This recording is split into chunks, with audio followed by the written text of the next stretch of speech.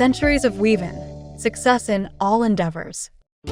Choose our socks for success in all endeavors. Fortunes rises from the heel and good luck for life.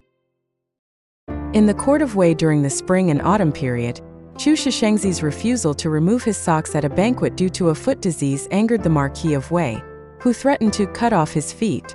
This incident, recorded briefly in Zhuo, symbolizes the rigid and cold nature of the Zhou dynasty's ritual system.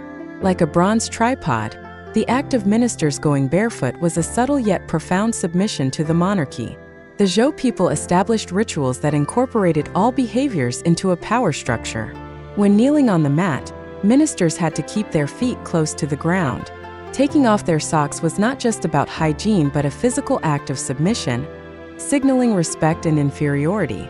Zhou Shishengzi's experience reflects an iron rule in the Book of Rites. When serving a gentleman, you must take off your socks. Even in funerals, relatives were required to go barefoot to express grief. This shows how the barefoot ritual permeated life and death, honor and disgrace. The Zhou emperor used these subtle norms to bind his subjects to the power structure, symbolically chaining them with the ritual of bare feet. During the Wei and Jin dynasties, although aristocratic families held power, the etiquette of removing socks remained, even as imperial authority declined. In the 11th year of Liang Tianjian, the Shangshu Shang reaffirmed the ancient system. In places of extreme respect, everyone is barefoot. This seemingly nostalgic proposal was, in fact, a subtle reinforcement of power dynamics. The sons of the Wang family of Langya entered the palace wearing tall hats and wide belts, yet still had to kneel barefoot. This scene reflected aristocratic politics. While undermining imperial power, they relied on rituals to maintain the status of monarch and ministers. The barefoot kneeling aristocrats subtly wielded power, and etiquette became the tool to balance illusion and real influence. When Li Bai drunkenly declared, "I won't board the ship even when the emperor calls me," in a Chang'an wine shop, the ancient custom of removing socks was on the brink of collapse. During Emperor Xuanzong's reign, it became common for officials to wear boots into the palace.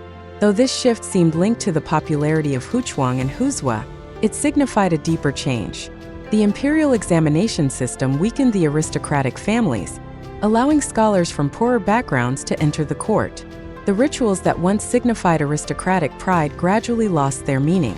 While the Marquis of Wei once used cut-off feet to intimidate subjects, Xuanzong allowed poets to remove their boots without reproach. This wasn't due to differing temperaments, but because the centralized system no longer required the ritual of barefoot respect. As the balance between aristocracy and imperial power shifted, the foot-wearing etiquette that had bound them for centuries finally fell away, coinciding with the rise of high-foot furniture. From the murderous intent behind Zhou Shishengzi's socks to Li Bai drunkenly tossing his boots, the thousand-year history of removing socks mirrors the power struggle. The Zhou built the monarchy's altar with bare feet, the Wei and Jin gentry used etiquette to control power, and Tang imperial power stripped away rituals, embedding hierarchy into governance. Each change of socks and shoes reflects cultural clashes and shifts in social structure. Those old rituals, once the norm, eventually faded with the dawn of a new era. Yet they remain imprinted with the wisdom and struggle of our ancestors navigating the world's changes.